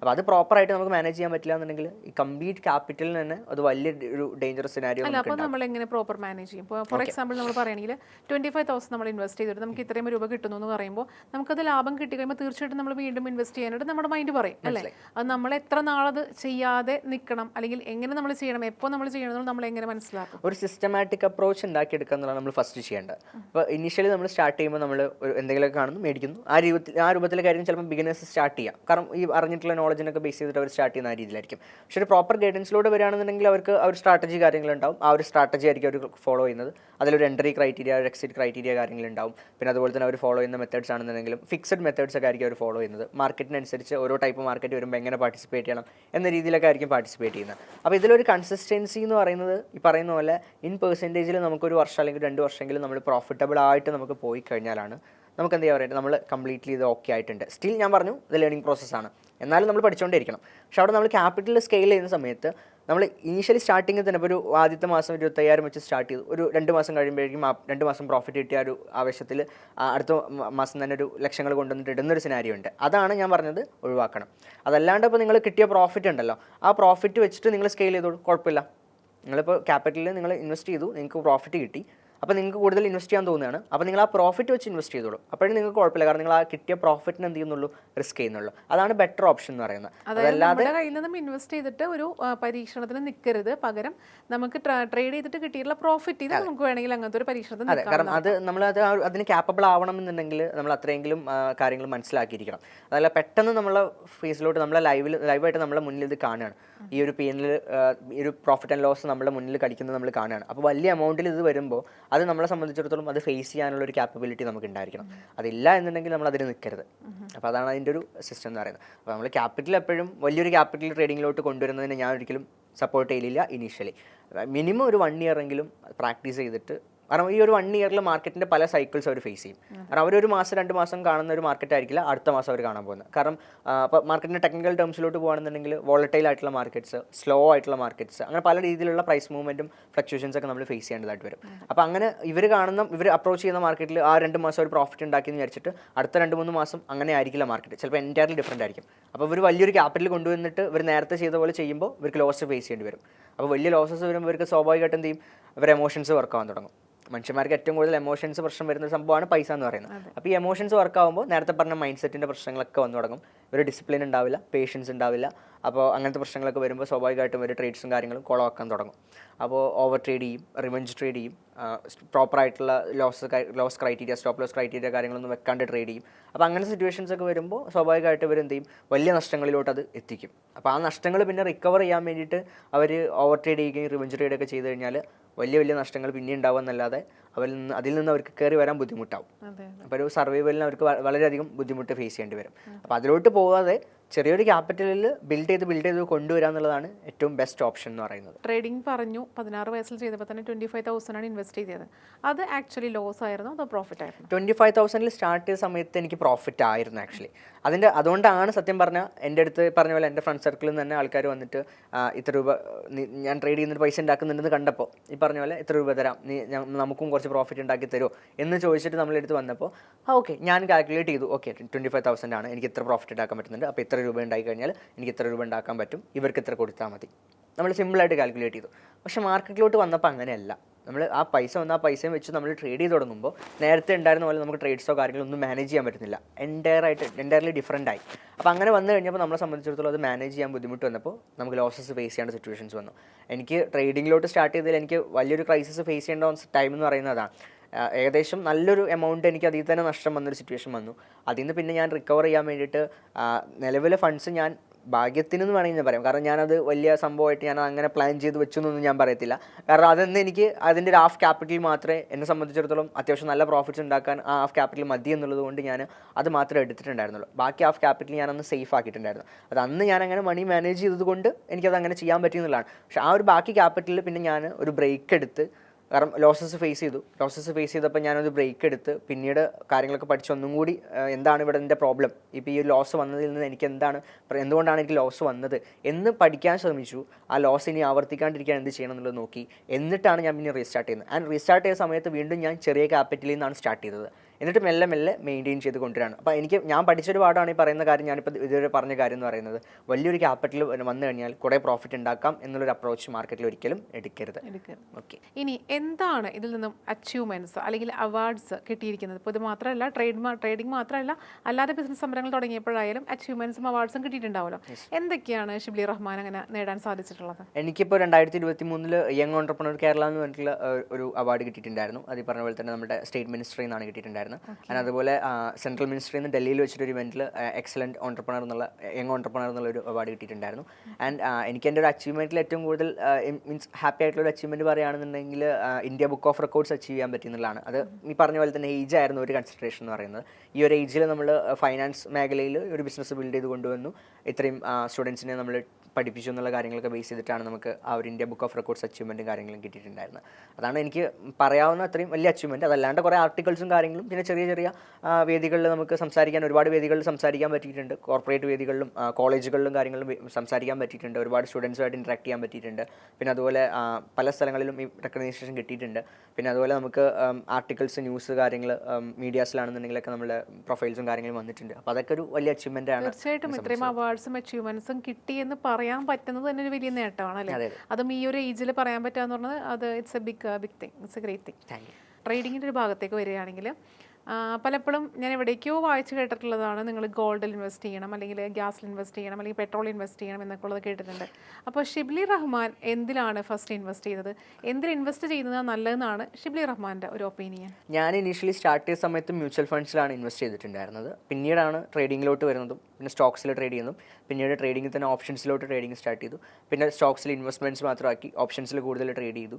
ഇപ്പോൾ നമ്മൾ നിലവിൽ പറയുന്ന കാര്യങ്ങൾ, നിലവിൽ ചെയ്യുന്ന കാര്യങ്ങൾ വെച്ചാൽ നമ്മൾ സ്റ്റോക്സിൽ സ്വിംഗ് ട്രേഡ് ചെയ്യുന്നുണ്ട്, സ്റ്റോക്സിൽ short term long term investments ചെയ്യുന്നുണ്ട്, ഓപ്ഷൻസിൽ 2-3 മെത്തേഡ്സിൽ നമ്മൾ ട്രേഡ് ചെയ്യുന്നുണ്ട്. ഈ രീതിയിലൊക്കെയാണ് നമ്മൾ ട്രേഡ് ചെയ്യുന്നത്, ഇൻവെസ്റ്റ് ചെയ്യുന്നത്. ഇപ്പോൾ ഇന്ത്യൻ മാർക്കറ്റ് മാത്രമാണ് കറൻറ്റ്ലി ആക്റ്റീവായിട്ട് നമ്മൾ ഫോളോ അപ്പ് ചെയ്യുന്നത്. അതല്ലാണ്ട് ക്രിപ്റ്റോയിൽ കുറച്ച് ഇൻവെസ്റ്റ്മെൻറ്റ്സും കാര്യങ്ങളും, പിന്നെ അതുപോലെ തന്നെ ഫോറക്സിലാണെങ്കിലും എപ്പോഴെങ്കിലുമൊക്കെ ഒരു ട്രേഡ് ചെയ്യാന്നുള്ള രീതിയിൽ നമ്മൾ അപ്രോച്ച് ചെയ്യാറുള്ളൂ. ഇന്ത്യൻ മാർക്കറ്റാണ് നമ്മൾ കൂടുതലും ഫോക്കസ് ചെയ്യാറുള്ളത്. ആൻഡ് ഗോൾഡിൻ്റെ കേസിലെന്ന് പറയുമ്പോൾ ഗോൾഡിൽ എപ്പോഴും ഇൻവെസ്റ്റ് ചെയ്യുന്നത് ബെറ്റർ ഇൻവെസ്റ്റ്മെൻ്റ് ആണെന്ന് പറയുന്നത്. ഗോൾഡിൻ്റെ കേസിൽ വേറൊരു സംഭവം പറയാനുണ്ട്, ഗോഡ്സ് മണി എന്ന് പറയാം ഗോൾഡിന്. അതിൻ്റെ റീസൺ എന്ന് പറയുന്നത് ഏതൊരു പാനിക് സിനാരിയോ വന്നു കഴിഞ്ഞാലും, ഇപ്പോൾ കോവിഡ് പോലത്തെ ക്രൈസിസുകൾ, വാർ ടെൻഷൻസ്, റിസഷൻ്റെ ടെൻഷൻസ്, ഇത്തരം ടെൻഷൻസും കാര്യങ്ങളൊക്കെ വരുമ്പോൾ മറ്റ് സ്റ്റോക്ക് മാർക്കറ്റ്, ക്രിപ്റ്റോ മാർക്കറ്റ്, ഇതിൽ നിന്നൊക്കെ ആൾക്കാർ എന്ത് ചെയ്യാൻ തുടങ്ങും? പാനിക് സെൽ ഓഫ്സ് ചെയ്യാൻ തുടങ്ങും. ആൾക്കാർ അവിടെ നിന്ന് വിഡ്രോ ചെയ്യാൻ തുടങ്ങും. അപ്പോൾ അവർ വിഡ്രോ ചെയ്യുന്ന ഫണ്ട്സ്, അസറ്റ്സ് മൊത്തം അവർ കൺവേർട്ട് ചെയ്യുക നേരെ ഗോൾഡിലോട്ടാണ്. അതാണ് നമ്മൾ ഈ കോവിഡ് വന്നപ്പോഴും വാറിൻ്റെ ടെൻഷൻസ് വന്നപ്പോഴൊക്കെ ഗോൾഡിൻ്റെ പ്രൈസ് വല്ലാണ്ട് ഇൻക്രീസ് ആവുന്നത് നമ്മൾ എക്സ്പീരിയൻസ് ചെയ്തത്. പക്ഷേ പിന്നീട് ആ ടെൻഷൻസ് ഒക്കെ ഒഴിവാകുമ്പോൾ കോവിഡ് മാറി. ഇപ്പോൾ നിഫ്റ്റിയുടെ കേസ് നോക്കുകയാണെങ്കിൽ കോവിഡിൻ്റെ സമയത്ത് നിഫ്റ്റി അത്യാവശ്യം പകുതിയോളം ഡൗൺ ആയി. 14,000 നിന്ന് 7,000-6,000 വരെ പോയിട്ട് തിരിച്ച് കയറി വന്ന് ഇപ്പോൾ 22,000 നിഫ്റ്റി എത്തി നിൽക്കുകയാണ്, ഓൾ ടൈം ഹൈയിൽ. അപ്പോൾ ആ ഒരു ലെവലിലേക്ക് നിഫ്റ്റി എത്തി. പക്ഷേ ഗോൾഡ് എന്ത് ചെയ്തിട്ടില്ല, ആ ഒരു പ്രൈസിലേക്ക് കൂടിയത് എന്ത് ചെയ്തിട്ടില്ല, തിരിച്ച് കുറഞ്ഞിട്ടില്ല. ഗോൾഡ് അന്ന് ഏകദേശം 24,000 രൂപ പവനുണ്ടായിരുന്നത് എനിക്ക് തോന്നുന്നു ഇപ്പോൾ ആ ഒരു കോവിഡിൻ്റെ സമയത്ത് തന്നെ ഏകദേശം 38,000-40,000 അടുത്ത് വരെ വന്നിട്ടുണ്ടായിരുന്നു. പക്ഷെ അത് തിരിച്ച് കുറഞ്ഞിട്ടില്ല. അപ്പോൾ ഗോൾഡ് എന്ന് പറയുന്നത് എപ്പോഴും ഒരു ഗുഡ് ഇൻവെസ്റ്റ്മെൻ്റ് ആണെന്നുള്ളതാണ് അതിൽ പറയുന്നത്. പിന്നെ ഗോൾഡിൻ്റെ കേസിലോട്ട് വരുമ്പോൾ അവിടെ സപ്ലൈ ആൻഡ് ഡിമാൻഡ് കാര്യങ്ങളൊക്കെ ഇനി അങ്ങോട്ട് വരുമ്പോൾ ഉള്ള കാര്യങ്ങൾ വരാം. പക്ഷെ എന്നാലും ഗോൾഡ് ഒരു സേഫസ്റ്റ് ഇൻവെസ്റ്റ്മെൻ്റ് ആയിട്ട്, ഒരു ഇൻവെസ്റ്റ്മെൻറ്റ് ഹെവൻ ആയിട്ട് ആൾക്കാർ കാണുന്നതാണ് ഗോൾഡ് എന്ന് പറയുന്നത്. അതാണ് അങ്ങനെ ഒരു ടോക്ക് വരാനുള്ള റീസൺ എന്ന് പറയുന്നത്. ഓക്കെ, അപ്പം നമ്മൾ ട്രേഡിങ്ങിൻ്റെ കുറേ കാര്യങ്ങൾ നമ്മൾ സംസാരിച്ചു. അപ്പോൾ ഇതിൽ അടുത്ത നമുക്ക് ചോദിക്കാനുള്ളത്, ഇപ്പം ഒരുപാട് കേൾക്കുന്നതാണ് AI, ആർട്ടിഫിഷ്യൽ ഇൻ്റലിജൻസ്. അപ്പോൾ റോബോ ട്രേഡിങ്ങും ഇപ്പം ഭയങ്കര ട്രെൻഡിങ് ആയിട്ടുണ്ട്. ഈ റോബോ ട്രേഡിങ് എങ്ങനെയാണ് ഇതിൽ എഫക്റ്റ് ചെയ്യുന്നത്? മാർക്കറ്റിലോട്ട് വരുന്ന സമയത്ത് ഇപ്പോൾ ഒരുപാട് ഈ റോബോ ട്രേഡിംഗ് എന്ന് പറയുന്ന സംഭവം ഇന്നും ഇന്നലെയും തുടങ്ങിയ സംഭവങ്ങളല്ല. ആക്ച്വലി കുറേ കാലങ്ങളായിട്ട് മാർക്കറ്റിലുള്ള സംഭവങ്ങളാണ്. ഇപ്പോൾ ഈ ഒരു ആർട്ടിഫിഷ്യൽ ഇൻ്റലിജൻസ് എന്നുള്ള ടോപ്പിക്ക് ഭയങ്കര ട്രെൻഡിങ് ആയിട്ട് വന്നതുകൊണ്ട്, അതിൻ്റെ ഒരു ബാനറിലോട്ട് അത് വന്നു എന്നുള്ളതുകൊണ്ട് ഇപ്പോൾ ഭയങ്കര ട്രെൻഡിങ് ആയിട്ട് സംസാരിക്കപ്പെടുന്നു എന്നുള്ളത് മാത്രമാണ്. പക്ഷേ അതിലൊരു പ്രശ്നം എന്താണെന്ന് വെച്ച് കഴിഞ്ഞാൽ, ഇന്നിപ്പോൾ നമ്മൾ നോക്കുന്ന സമയത്ത് ഫോറക്സിലായിക്കോട്ടെ, ക്രിപ്റ്റോയിലായിക്കോട്ടെ, ഇന്ത്യൻ മാർക്കറ്റിലായിക്കോട്ടെ, ഒരുപാട് സ്കാമുകൾ ഇപ്പോൾ ഇതിൻ്റെ പേരും പറഞ്ഞിട്ട് വരുന്നുണ്ട്. ഇപ്പോൾ ആർട്ടിഫിഷ്യൽ ഇൻ്റലിജൻസിൻ്റെ പേരും പറഞ്ഞിട്ട് ഒരുപാട് ഓട്ടോമേറ്റഡ് ട്രേഡിംഗ് സോഫ്റ്റ്വെയർ അങ്ങനെ എങ്ങനെയെന്നൊക്കെ പറഞ്ഞിട്ട് ഹ്യൂജ് റിട്ടേൺസ് ഒക്കെ ഓഫർ ചെയ്തിട്ട് 100%-ഉം 50% ഒക്കെ മന്ത്ലി റിട്ടേൺസ് ഒക്കെ ഓഫർ ചെയ്തിട്ടുള്ള രീതിയിലുള്ള ഒരുപാട് സോഫ്റ്റ്വെയറുകളും കാര്യങ്ങളും വരുന്നുണ്ട്. ഇത് പറ്റില്ല എന്നല്ല നമ്മൾ പറയുന്നത്, നമുക്ക് ഈ പറഞ്ഞ പോലെ റോബോട്ടിക്സും കാര്യങ്ങളൊക്കെ നേരത്തെയുള്ള സംഭവങ്ങളാണ്. ഓട്ടോമേഷൻസും കാര്യങ്ങളൊക്കെ നമുക്കൊരു പെർട്ടിക്കുലർ ക്രൈറ്റീരിയ, സ്ട്രാറ്റജി കാര്യങ്ങളുണ്ടെങ്കിൽ നമുക്ക് കോഡ് ചെയ്യാനും ഓട്ടോമേറ്റ് ചെയ്യാനൊക്കെ പറ്റും.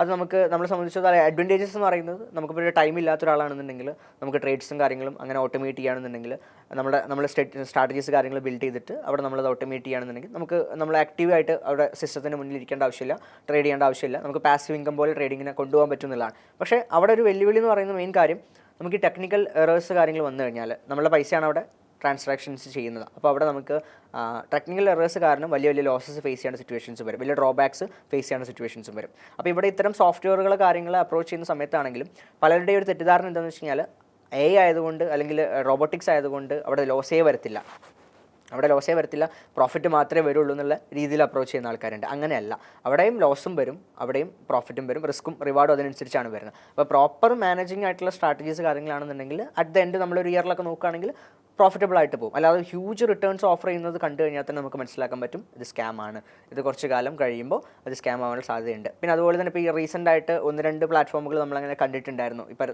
സ്കാമുകൾ ചെയ്യുന്ന. അതിന് ഏറ്റവും ബെസ്റ്റ് എക്സാമ്പിൾ നമുക്ക് മനസ്സിലാക്കാൻ പറ്റുക, നമ്മളെടുത്ത് അങ്ങനെ ഒരാൾ അപ്രോച്ച് ചെയ്യുന്നുണ്ടെന്നുണ്ടെങ്കിൽ ഈ ആർട്ടിഫിഷ്യൽ ഇൻ്റലിജൻസിൻ്റെ പേരും ട്രേഡിങ്ങിൻ്റെ പേരും കൂടെയൊക്കെ ഒരുമിച്ച് വെച്ച് ഇതിൽ നിങ്ങൾ ഇത്ര രൂപ ഇൻവെസ്റ്റ് ചെയ്യുകയാണെങ്കിൽ ഇത്ര രൂപ കിട്ടുമെന്ന രീതിയിൽ നിങ്ങൾ അപ്രോച്ച് ചെയ്യുകയാണെന്നുണ്ടെങ്കിൽ നിങ്ങൾ ആദ്യം ചോദിക്കേണ്ടത് നമ്മളെ ഇതിലോട്ട് ചേർത്തുന്നതിൽ നിനക്ക് എന്ത് കിട്ടും. അപ്പോൾ അവർ പറയും എനിക്ക് ചെറിയൊരു കമ്മീഷൻ കിട്ടും. അപ്പോൾ ഈ റെഫറൽ സിസ്റ്റം ഇംപ്ലിമെൻറ്റ് ചെയ്യുന്ന ഏതൊരു പ്ലാറ്റ്ഫോം ട്രേഡിങ്ങിൽ കണ്ടാലും അത് ഫേക്ക് ആണ് അല്ലെങ്കിൽ സ്കാം ആണെന്നുള്ള രീതിയിൽ നമുക്ക് മനസ്സിലാക്കാൻ പറ്റും. കാരണം എന്താണെന്ന് വെച്ച് കഴിഞ്ഞാൽ ട്രേഡ് ചെയ്ത് അതിൽ നിന്ന് അവർക്ക് പൈസ ഉണ്ടാക്കാൻ പറ്റുന്നുണ്ടെന്നുണ്ടെങ്കിൽ ഈ പറഞ്ഞ പോലെ റിട്ടേൺസ് അവർക്ക് ഉണ്ടാക്കാൻ പറ്റുന്നുണ്ടെങ്കിൽ അത് മൗത്ത് പബ്ലിസിറ്റി തന്നെ അത്യാവശ്യം ട്രെൻഡിങ് ആയിട്ട് പോകും. നമുക്കതൊരു മാർക്കറ്റിംഗ് ചെയ്യേണ്ട ആവശ്യമില്ല, അത് റെഫറൽ സിസ്റ്റം അതിൽ ഇംപ്ലിമെൻറ്റ് ചെയ്യേണ്ട ആവശ്യമില്ല. അപ്പോൾ ഈ ഒരു റെഫറൽ സിസ്റ്റം അവർ ഇംപ്ലിമെൻറ്റ് ചെയ്യുന്നുണ്ടെന്നുണ്ടെങ്കിൽ അതിൽ തന്നെ മനസ്സിലാക്കാൻ പറ്റും ഇത് ഒരു പച്ചയായ MLM ആണ് അവിടെ നടക്കുന്നത്.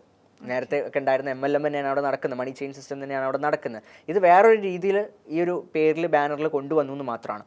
അപ്പോൾ അതിങ്ങനെ ആ രീതിയിലുള്ള സ്കാമുകൾ കാര്യങ്ങൾ ഇപ്പോൾ ഉണ്ട്. അപ്പോൾ ഓഡിയൻസ് ആണെങ്കിലും അത് ശ്രദ്ധിക്കേണ്ട ഒരു കാര്യമാണ്. ഇപ്പോൾ നമുക്ക് ട്രേഡിംഗ് എന്നുള്ള ടോപ്പിക്ക് കണ്ടിട്ട് എല്ലാവരും ചാടിക്കയറി പൈസ ഇൻവെസ്റ്റ് ചെയ്യാനൊന്നും പോകരുത്. അപ്പോൾ അത്തരം കാര്യങ്ങൾ ശ്രദ്ധിച്ച് വേണം ഇൻവെസ്റ്റ് ചെയ്യാൻ വേണ്ടിയിട്ട്. അപ്പം ഒരു പുതിയ ഇൻഫർമേഷൻ കിട്ടിയേക്കുന്നത് റോബോട്ട് ട്രേഡിംഗ് എന്ന് പറയുന്നത് ലോസ് ഉണ്ടാവില്ല എന്നുള്ളൊരു തെറ്റിദ്ധാരണ വേണ്ട. തീർച്ചയായിട്ടും അതിൽ ലോസും പ്രോഫിറ്റും ഒക്കെ ഉണ്ടാവും. നമ്മൾ സൂക്ഷിച്ച് തന്നെ നമ്മൾ കൈകാര്യം ചെയ്യണം. അതുപോലെ തന്നെ ഇപ്പോൾ ഈ ഒരു ട്രേഡിംഗ് ഒക്കെ ചെയ്യുമ്പോൾ നമ്മൾ ആദ്യം ശ്രദ്ധിക്കുന്നത് ലോസ് ഉണ്ടായി കഴിഞ്ഞാൽ പിന്നെ നമുക്കൊരു ബാക്ക് പോലുണ്ട് അല്ലേ, അത് ശരിക്കും നല്ലതാണോ അതോ അത് ചെയ്യാതിരിക്കുന്നതാണോ നല്ലത്? നമ്മൾ വീണ്ടും ട്രൈ ചെയ്യണമെന്നാണോ ട്രേഡിങ്ങിലത്തെ ഒരു പ്രോഫിറ്റബിൾ ട്രേഡർ ആയിട്ടുള്ള ഷിബിലി റഹ്മാൻ പറയാനുള്ളത്? ട്രേഡിങ്ങിൽ നമുക്ക് ലോസ് ഇല്ലാണ്ട് എന്തായാലും പോകാൻ പറ്റില്ല. ഇത് part of the game, loss part of the ഗെയിമാണ്. നമുക്ക് ട്രേഡിങ്ങിൻ്റെ ഒരു പാർട്ടാണ് ലോസ് എന്ന് പറയുമ്പോൾ, അതെന്തായാലും വരും. അപ്പോൾ അത് നമുക്ക് എങ്ങനെ മാനേജ് ചെയ്യണം എന്നുള്ളതാണ് നമ്മൾ പഠിക്കേണ്ടത്. നമുക്ക് അഫോർഡബിൾ ആയിട്ടുള്ള ലോസസേ നമുക്ക് വരാൻ പാടുള്ളൂ. നമുക്ക് അഫോർഡബിൾ ആയിട്ടുള്ള ലോസസ് എന്ന് പറയുമ്പോൾ നമ്മളിപ്പോൾ ഒരു 1 ലക്ഷം രൂപ ക്യാപിറ്റൽ വെച്ച് നമ്മൾ ട്രേഡ് ചെയ്യുകയാണെന്നുണ്ടെങ്കിൽ അതിൽ നമുക്ക് അഫോർഡബിൾ ആയിട്ടുള്ള ലോസ് ആ 1 ലക്ഷം രൂപയിൽ നിന്ന് നമുക്ക് നഷ്ടപ്പെടുത്താൻ റിസ്ക് എടുക്കാൻ പറ്റുന്ന ഒരു എമൗണ്ട് എന്ന് പറയുമ്പോൾ ചിലപ്പോൾ 1000 രൂപയായിരിക്കും അല്ലെങ്കിൽ 2000 രൂപയായിരിക്കും. അതേ നമ്മൾ എടുക്കാൻ പാടുള്ള റിസ്ക്. അതിലപ്പുറത്തോട്ട് നമ്മൾ എന്ത് ചെയ്യാൻ പാടില്ല, റിസ്ക് എടുക്കാൻ പാടില്ല എന്നൊരു ഫിക്സഡ് ഒരു ക്രൈറ്റീരിയ നമ്മൾ വെച്ചിട്ട് അങ്ങനെയാണ് നമ്മൾ ലോസിനെ മാനേജ് ചെയ്യേണ്ടത്. റിസ്ക് മാനേജ്മെൻറ്റ് എന്നൊക്കെ നമ്മൾ പറയും, അങ്ങനെയാണ് നമ്മൾ മാനേജ് ചെയ്യേണ്ടത്. അതല്ലാണ്ട് വലിയ ലോസസ് നമുക്ക് ഫേസ് ചെയ്യേണ്ടി വന്നു കഴിഞ്ഞാൽ അവിടെ നമ്മൾ ബ്രേക്ക് എടുക്കണം. എന്തായാലും നമ്മൾ പറയുന്നൊരു കാര്യമാണ്, വലിയ ലോസ് വന്നാലും വലിയ പ്രോഫിറ്റ് വന്നാലും, അതിപ്പോൾ പ്രോഫിറ്റ് ആയിക്കോട്ടെ ലോസ് ആയിക്കോട്ടെ, വലിയ എമൗണ്ടിൽ അല്ലെങ്കിൽ നമ്മൾ ചിന്തിക്കുന്നതിൽ അപ്പുറത്തോട്ട് വന്നു കഴിഞ്ഞാൽ അവിടെ നമ്മളൊരു ബ്രേക്ക് എടുക്കണം. അതിൻ്റെ റീസൺ എന്ന് പറയുന്നത് ഇപ്പോൾ ലോസ് വന്നിട്ട് നമ്മൾ അത് റിക്കവർ ചെയ്യാനുള്ള ഒരു മൈൻഡ് സെറ്റിലായിരിക്കും നമ്മൾ നിൽക്കുന്നത്. ആ ഒരു ഫിയറിലും ആ ഒരു ഇതിലായിരിക്കും നമ്മൾ നിൽക്കുന്നത്. അപ്പോൾ അങ്ങനെ ഒരു സിറ്റുവേഷനിൽ നമ്മുടെ എമോഷൻസ് വർക്കാവും. നമ്മളവിടെ ഈ ഒരു ക്യാപിറ്റൽ നഷ്ടം വന്നത് നമുക്ക് തിരിച്ചു പിടിക്കണം എന്നുള്ള രീതിയിൽ നമ്മൾ ഇല്ലാത്ത പൈസ കൂടി ഒപ്പിച്ച് വീണ്ടും ട്രേഡിങ്ങിലോട്ട് പോകുമ്പോൾ നമ്മൾ കറക്റ്റായിട്ട് ഡിസിപ്ലിൻഡ് ആയിട്ടായിരിക്കില്ല മാർക്കറ്റിനെ അപ്രോച്ച് ചെയ്യുക. അപ്പോൾ നമുക്ക് കൂടുതൽ നഷ്ടങ്ങൾ വരാനുള്ള സാധ്യതയുണ്ട്. അതെ, മൈൻഡ് ഗെയിമാണ്. അപ്പോൾ അവിടെ മൈൻഡ് നമുക്ക് പ്രോപ്പറായിട്ട് മാനേജ് ചെയ്യാൻ പറ്റില്ല, നമ്മുടെ കയ്യിൽ നിൽക്കത്തില്ല. അപ്പോൾ അത് പ്രോഫിറ്റിൻ്റെ കേസിലാണെങ്കിലും അങ്ങനെ തന്നെയാണ്. വലിയ പ്രോഫിറ്റ് വന്നു കഴിഞ്ഞാൽ നമ്മൾ ഓവർ കോൺഫിഡൻ്റ് ആവും. നമുക്ക് ഭയങ്കര പ്രോഫിറ്റ് ഉണ്ടാക്കാൻ പറ്റും, അങ്ങനെയാണെന്നുള്ളൊരു ഓവർ കോൺഫിഡൻസ് വന്നിട്ട് അത് നമ്മൾ കളയുകയും ചെയ്യും. ആ പ്രോഫിറ്റ് മൊത്തം നമ്മൾ കളയുകയും ചെയ്യും. അതാണ് മനുഷ്യന്മാരുടെ ഒരു മൈൻഡിൻ്റെ ഒരു ഗെയിമാണ് അവിടെ നടക്കുന്നത്. അപ്പോൾ അങ്ങനെ 2 സിനാരിയോസ് വന്നു കഴിഞ്ഞാലും നമ്മളൊരു ബ്രേക്ക് എടുക്കുക, എന്നിട്ട് റീസ്റ്റാർട്ട് ചെയ്യുന്നതാണ് എപ്പോഴും ബെസ്റ്റ് മെത്തേഡ് എന്ന് പറയുന്നത് ട്രേഡിംഗിൽ. റീസ്റ്റാർട്ട് ചെയ്തതിന് ശേഷം നമ്മൾ ചെയ്യുകയാണെങ്കിൽ നമുക്ക് കുറച്ചും കൂടെ മൈൻഡ് ഫ്രഷ് ആയിരിക്കും, നമുക്ക് കൂടുതൽ. പിന്നെ ഇപ്പോൾ ട്രേഡിംഗിൽ ഇപ്പോൾ വലിയ ലോസിൻ്റെ കാര്യമാണ് നമ്മളവിടെ സംസാരിച്ചതെന്നുള്ളതുകൊണ്ട് ഇപ്പോൾ വലിയ ലോസസ് ഫേസ് ചെയ്ത് കഴിഞ്ഞാൽ പിന്നെ റീസ്റ്റാർട്ട് ചെയ്യുന്ന സമയത്ത് ഒരിക്കലും വലിയ ക്യാപിറ്റൽസ് വെച്ച് റീസ്റ്റാർട്ട് ചെയ്യരുത്. ഏറ്റവും കുറഞ്ഞ ക്യാപിറ്റൽ നിങ്ങൾക്ക് സ്റ്റാർട്ട് ചെയ്യാൻ പറ്റുന്ന എത്രയാണോ അത്രയും കുറഞ്ഞ ക്യാപിറ്റലിൽ നിങ്ങൾ സ്റ്റാർട്ട് ചെയ്യുക. എന്നിട്ട് മെല്ലെ നിങ്ങൾക്ക് കോൺഫിഡൻ്റ് ആയ ശേഷം മാത്രം നിങ്ങൾ എന്ത് ചെയ്യുക, വീണ്ടും കണ്ടിന്യൂഷനിലോട്ട് പോകുക എന്നുള്ളതാണ്. അപ്പം ലോസ് ആയിട്ടുണ്ടെങ്കിൽ നമ്മൾ അതിന് ഫുൾ ബാക്ക് ഔട്ട് ചെയ്യരുത്, പകരം ഒരു നല്ല രീതിയിൽ റീസ്റ്റാർട്ട് ചെയ്തിട്ടുണ്ടെങ്കിൽ നമുക്ക് ട്രേഡിങ്ങിൽ ഒരു പ്രോഫിറ്റബിൾ ഷിബിലി റഹ്മാനെ പോലെ ഒരാളായി മാറാൻ സാധിക്കുന്നതാണ് ഉറപ്പ് അല്ലേ? തീർച്ചയായിട്ടും. ഇനി അതിനുശേഷം പറയുകയാണെങ്കിൽ പേഴ്സണൽ ബ്രാൻഡിങ്ങിൻ്റെ കാര്യം നമുക്കൊന്ന് സംസാരിക്കേണ്ടതുണ്ട്. അപ്പോൾ തീർച്ചയായിട്ടും ഇന്നത്തെ കാലം എന്ന് പറഞ്ഞാൽ മൊത്തം പേഴ്സണൽ ബ്രാൻഡിങ് ആണ്. അപ്പോൾ ഷിബിലി റഹ്മാൻ്റെ പേഴ്സണൽ ബ്രാൻഡിങ് എങ്ങനെയായിരുന്നു? ഞാൻ എൻ്റെ പേഴ്സണൽ ബ്രാൻഡിങ്ങും കാര്യങ്ങളും ബിൽഡ് ചെയ്തിട്ടുള്ളത് ഈ പറയുന്ന ഫൈനാൻസ് ഫീൽഡിൽ നിന്ന് ആയതുകൊണ്ടാണ്. ഈ പറഞ്ഞ പോലെ ട്രേഡിംഗ് അല്ലെങ്കിൽ ഈ ഒരു മേഖലയിൽ ഞാൻ അറിയപ്പെടുന്നത്. അതുപോലെ തന്നെ നമുക്ക് ഈ ആർട്ടിക്കിൾസ് ആയാലും കാര്യങ്ങളാണെങ്കിലും നമുക്ക് ഈ ക്വസ്റ്റ്യൻസ് ആണെങ്കിലും ആൾക്കാർ ചോദിക്കുന്നതൊക്കെ ഈ ഒരു ഫീൽഡിൽ നിന്ന് വരുന്നത്. അതിൻ്റെ മെയിൻ റീസൺ എന്ന് പറയുന്നത് ഞാൻ ഒരു കോണ്ടന്റ് ക്രിയേറ്ററാണ്. ഇപ്പോൾ ഇൻസ്റ്റാഗ്രാമിൽ ത്രൂ ആണ് ഞാൻ അവയർനെസ്സും കാര്യങ്ങളും കൊടുത്തിട്ടുണ്ടായിരുന്നു. അപ്പോൾ ഞാൻ എൻ്റെ ബ്രാൻഡുകൾ അല്ലെങ്കിൽ ബിസിനസ്സുകൾ ബിൽഡ് ചെയ്യുന്ന സമയത്ത് സ്റ്റാർട്ട് ചെയ്തപ്പോൾ തന്നെ റോയൽ അസറ്റ്സ് ആൻഡ് ഇൻവെസ്റ്റ്മെന്റ്സിലൂടെയാണോ ബ്രാൻഡിങ് ചെയ്തിരിക്കുന്നത്, അതോ ഷിബിലി റഹ്മാൻ എന്നുള്ള പേരിലൂടെ? ഷിബിലി റഹ്മാൻ എന്നുള്ള പേരിലാണ്, ആക്ച്വലി SRKP റഹ്മാൻ എന്നാണ് എൻ്റെ ആ ഒരു പേര് വരുന്നത്. ആ ഒരു പേരിലാണ് നമ്മൾ ഫസ്റ്റ് സ്റ്റാർട്ട് ചെയ്യുന്നത്. പിന്നെ അതിലോട്ട് നമ്മൾ ട്രേഡും കാര്യങ്ങളും ചെയ്യുന്നുണ്ടെന്ന് അറിഞ്ഞ് നമ്മൾ അപ്രോച്ച് ചെയ്ത ആൾക്കാരെയാണ് പിന്നെ നമ്മൾ കമ്പനി ആ ഒരു ലെവലിലേക്ക് റോയൽ അസറ്റ്സ്, റോയൽ അക്കാദമി അങ്ങനെ ഓരോ കമ്പനീസ് കാര്യങ്ങളായിട്ട് വന്നിട്ടുള്ളത്. അപ്പോൾ ഇനീഷ്യലി നമ്മൾ പിച്ച് ചെയ്ത സമയത്താണെങ്കിലും നമ്മളൊരു പേഴ്സണൽ ബ്രാൻഡിൽ നിന്നാണ് ബിസിനസ്സൊക്കെ ഡെവലപ്പ് ചെയ്ത് കൊണ്ടുവന്നിട്ടുള്ളത്. പിന്നീട് അത് നമ്മൾ മെയിൻറ്റെയിൻ ചെയ്യാനാണെങ്കിലും ഞാൻ യൂസ് ചെയ്തിട്ടുള്ള ഒരേ ഒരു മെത്തേഡ് എന്ന് പറയുന്നത് പേഴ്സണൽ ബ്രാൻഡിങ് തന്നെയാണ്. അതിൽ പറയുന്ന പോലെ തന്നെ കോണ്ടന്റ് ക്രിയേഷൻ ആണ് മെയിൻ തിങ്. അപ്പോൾ ഡിജിറ്റൽ മാർക്കറ്റിംഗ് ആണെന്നുണ്ടെങ്കിലും കോണ്ടന്റ് ക്രിയേഷൻ ആണെന്നുണ്ടെങ്കിലും എൻ്റെ എല്ലാ ബിസിനസ്സിനെയും ഹെൽപ്പ് ചെയ്തിട്ടുള്ളത് അത് തന്നെയാണ്. ബിസിനസ്സസ് ബിൽഡ് ചെയ്യാനും അത് റൺ ചെയ്യാനും എന്നെ ഹെൽപ്പ് ചെയ്യുന്നത് അത് തന്നെയാണ്. അപ്പോൾ നമ്മൾ ലൈവായിട്ട് സോഷ്യൽ മീഡിയാസിലും കാര്യങ്ങളിലും ഉണ്ടായിരിക്കുക, നമ്മളുടെ ഫേസാണ് അവിടെ ആൾക്കാർ കാണുന്നത്. അപ്പോൾ അവരെ സംബന്ധിച്ചിടത്തോളം ഈ ഫൈനാൻസ് മേഖലയാണെങ്കിലും ഏത് മേഖലയാണെന്നുണ്ടെങ്കിലും ബിസിനസ്സിൽ ട്രസ്റ്റാണ് മെയിൻ. അപ്പോൾ അവർക്ക് ആ ഒരു ട്രസ്റ്റ് നമുക്ക് അവരുടെ മുന്നിൽ നമ്മളെ കാണുകയാണ്, നമ്മളാണെന്ന് മനസ്സിലാക്കുമ്പോൾ അവർ ആ ഒരു ട്രസ്റ്റ് നമുക്ക് അവിടെ ബിൽഡ് ചെയ്യാൻ പറ്റിക്കഴിഞ്ഞാൽ നമ്മുടെ ബിസിനസ്സും കാര്യങ്ങളൊക്കെ നമുക്ക് അടിപൊളിയായിട്ട് കൊണ്ടുപോകാൻ വേണ്ടി പറ്റും. പിന്നെ അത് മാത്രമല്ല നമുക്ക് നല്ലൊരു ഓഡിയൻസിനെ നമുക്ക് അതിൽ നിന്ന് ഉണ്ടാക്കിയെടുക്കാൻ പറ്റും. നമുക്കൊരു സർവീസ് അല്ലെങ്കിൽ ഒരു പ്രൊഡക്റ്റ് ഒരു ബിസിനസ് നമ്മൾ പുതുതായിട്ട് സ്റ്റാർട്ട് ചെയ്യുമ്പോഴാണെങ്കിലും നമുക്കൊരു ഓഡിയൻസ് അവിടെ ഫിക്സ്ഡ് ഓഡിയൻസ് ഒരു ബേസിക് ഓഡിയൻസ് നമുക്കുണ്ട്, ഒരു കമ്മ്യൂണിറ്റി നമുക്കുണ്ട്. ആ കമ്മ്യൂണിറ്റിയിലോട്ട് തന്നെ നമുക്ക് ആദ്യം അത് പിച്ച് ചെയ്യാൻ പറ്റും. ആൻഡ് അവിടെ നിന്ന് നമുക്കത് എക്സ്പാൻഡ് ചെയ്യാൻ എളുപ്പമായിരിക്കും. അങ്ങനെ ഒരുപാട് അഡ്വാൻറ്റേജസ് പേഴ്സണൽ ബ്രാൻഡിങ്ങിലും അതുപോലെ തന്നെ ഈ ഒരു ക്രിയേറ്റർ എക്കണോമി മാർക്കറ്റിനൊക്കെ ഉണ്ട്. അപ്പോൾ എനിക്ക് പേഴ്സണലി ഹെൽപ്പ് ചെയ്തിട്ടുള്ള എൻ്റെ ഇൻസ്റ്റാഗ്രാം പ്രൊഫൈലും കാര്യങ്ങളാണ്. അതിൽ അത്യാവശ്യം പറഞ്ഞ പോലെ തന്നെ ഫോളോവേഴ്സും കാര്യങ്ങളൊക്കെ ഉണ്ടായി. അതുപോലെ തന്നെ കോണ്ടന്റും കാര്യങ്ങളും സ്ഥിരമായിട്ട് ചെയ്യുന്നുണ്ട്. അപ്പോൾ അതിൽ നിന്ന് കിട്ടുന്ന റീച്ചും ഓഡിയൻസും കാര്യങ്ങളൊക്കെ എൻ്റെ ബിസിനസ്സിനെ നല്ല രീതിയിൽ ബൂസ്റ്റ് ചെയ്തിട്ടുണ്ട്. അപ്പോൾ ബിസിനസ്സുകാർ അല്ലെങ്കിൽ ബിസിനസ് തുടങ്ങാൻ ആഗ്രഹിക്കുന്ന ആൾക്കാരുടെ അടുത്ത് പറയാനുള്ളതും എനിക്കതാണ്. നിങ്ങളിപ്പോൾ ബിസിനസ്സസ് ബിൽഡ് ചെയ്യും പഴയ പോലെയല്ല, ട്രഡീഷണൽ മാർക്കറ്റിംഗ് കാര്യങ്ങളൊന്നും അല്ല. ഇപ്പോൾ നമുക്ക് ഡിജിറ്റൽ ആയാലേ കാര്യമുള്ളൂ. അല്ലെങ്കിൽ നമ്മുടെ ബ്രാൻഡ് അല്ലെങ്കിൽ നമ്മുടെ സർവീസ് അല്ലെങ്കിൽ പ്രൊഡക്റ്റ് എത്തുന്നതിന് മുന്നേ നമ്മളുടെ അതേ ഫീൽഡിൽ നിന്നുള്ള ആൾക്കാർ നമ്മളേക്കാൾ മുന്നേ അവിടെ എത്തി തുടങ്ങും. അപ്പോൾ അതിന് മുന്നേ നമ്മൾ ഈ പറഞ്ഞ പോലെ തന്നെ ഡിജിറ്റൽ മാർക്കറ്റിങ്ങും അതുപോലെ തന്നെ പേഴ്സണൽ ബ്രാൻഡിങ്ങും കാര്യങ്ങളൊക്കെ പഠിച്ച് ചെയ്യാൻ പറ്റുന്നവർ അങ്ങനെ ചെയ്യുക. അതല്ലാതെ മീൻസ് അതിനെക്കുറിച്ച് അതിന് ക്യാപ്പബിൾ ആയിട്ടുള്ള ആൾക്കാരല്ല എന്നുണ്ടെങ്കിൽ ആരെ കൊണ്ടാണോ ചെയ്യിപ്പിക്കാൻ പറ്റുക അവരെ കൊണ്ട് ചെയ്യിപ്പിക്കുക. ആ ഒരു സൈഡ് ഒന്ന് എക്സ്പ്ലോർ ചെയ്ത് നോക്കുക എന്നുള്ളതാണ്. അതായത് ട്രഡീഷണൽ മാർക്കറ്റിങ്ങിലേക്ക് മാത്രമേ നിൽക്കുള്ളൂ, ഡിജിറ്റൽ മാർക്കറ്റിങ്ങിലേക്ക് പോവില്ല, പേഴ്സണൽ ബ്രാൻഡിങ് ചെയ്യില്ല എന്ന് വാശി പിടിച്ച് നിൽക്കുന്ന ചില ഒരു ജനറേഷൻ ഉണ്ട്. അപ്പോൾ അവർക്ക് തീർച്ചയായിട്ടും ഒരു ഉപദേശമാണ്, തീർച്ചയായിട്ടും അതിലേക്ക് പോയേ പറ്റൂ. അതായത് പേഴ്സണൽ ബ്രാൻഡിങ്ങിലേക്കാളും ഡിജിറ്റൽ മാർക്കറ്റിങ്ങിലേക്കാളും പോയേ പറ്റൂ, എന്നാലേ നമ്മുടെ ബിസിനസ്സിന് ഉയർച്ച ഉണ്ടാകുന്നതിന് ഏറ്റവും വലിയ ഉദാഹരണമാണ് ഷിബ്ലി റഹ്മാൻ അല്ലേ. അപ്പോൾ നമ്മൾ ഇത്രയും നേരം വിശേഷങ്ങളൊക്കെ പങ്കുവച്ചു. ഇനി എന്താണ് ഫ്യൂച്ചർ പ്ലാൻ? ആക്ച്വലി ഞാൻ ഫ്യൂച്ചർ പ്ലാൻ എന്താണെന്ന് ചോദിക്കുന്നതിൽ അർത്ഥമില്ല. കാരണം ഒരു 16 to 21 ഇയേഴ്സിൽ വരുന്ന, അതല്ല 21 അപ്പുറം ഒരു 40 അല്ലെങ്കിൽ എബോവ് 40 വരുന്ന ആൾക്കാർ ചെയ്യുന്നതിനേക്കാൾ കൂടുതൽ ഷിബ്ലി റഹ്മാൻ ഈ ഒരു കുറഞ്ഞ കാലയളവിൽ ചെയ്തു കഴിഞ്ഞിരിക്കുന്നു. എങ്കിലും ഇനിയും ഉണ്ടാവുമല്ലോ ഫ്യൂച്ചർ പ്ലാൻസ്. എന്താണ് ഷിബ്ലി റഹ്മാൻ്റെ ഫ്യൂച്ചർ പ്ലാൻസ്? ഞാൻ നേരത്തെ പറഞ്ഞ പോലെ തന്നെ ഒരു ബിസിനസ്സുകാരനാവണം, ഒരു ഓണ്ടർപ്രണർ ആവണം എന്നുള്ളതാണ് എൻ്റെ ഒരു ആഗ്രഹം എന്ന് പറയുന്നത്. അതിൻ്റെ ഒരു സ്റ്റാർട്ടിങ് സ്റ്റേജിലാണ് ഇപ്പോഴും ഞാൻ. ഇപ്പോഴും പഠിച്ചുകൊണ്ടിരിക്കുകയാണ്, ഇപ്പോഴും കാര്യങ്ങൾ ചെയ്തുകൊണ്ടിരിക്കുകയാണ്. ഇപ്പോഴും നമ്മൾ വളരെ ഒരു ബഡ്ഡിങ് സ്റ്റേജ് എന്ന് വേണമെങ്കിൽ നമുക്ക് പറയാം. ഇനിയും ബിസിനസ്സസ് ബിൽഡ് ചെയ്യുക എന്നുള്ളതാണ് എൻ്റെ ഒരു ഫ്യൂച്ചർ പ്ലാൻ എന്ന് പറയുന്നത്. അപ്പോൾ 2024 നമുക്ക് ഏകദേശം 8ഓളം പ്രൊജക്റ്റുകൾ ഇപ്പോൾ നമ്മൾ കമ്മിറ്റ് ചെയ്തിട്ടുണ്ട്. അപ്പോൾ അതിൻ്റെ ഓരോ കാര്യങ്ങളൊക്കെ വർക്ക് നടന്നുകൊണ്ടിരിക്കുകയാണ്. ഇപ്പോൾ നമ്മുടെ അക്കാദമിയുടെ ഫ്രാഞ്ചൈസിങ് കാര്യങ്ങളാണെന്നുണ്ടെങ്കിലും IT ഫേമിൻ്റെ എക്സ്പാൻഷനാണ് കാര്യങ്ങളുണ്ടെങ്കിലും, അതുപോലെ നമുക്ക് പുതിയൊരു 2 പ്രൊജക്റ്റുകൾ നമ്മൾ ഇ-കൊമേഴ്സ് പ്ലാറ്റ്ഫോമും കാര്യങ്ങളും, അതുപോലെ തന്നെ സ്റ്റുഡൻസിനായിട്ടുള്ള ഒരു ഇ-കൊമേഴ്സ് പ്ലാറ്റ്ഫോമും കാര്യങ്ങളും ഒക്കെ നമ്മൾ കൊണ്ടുവരുന്നുണ്ട്.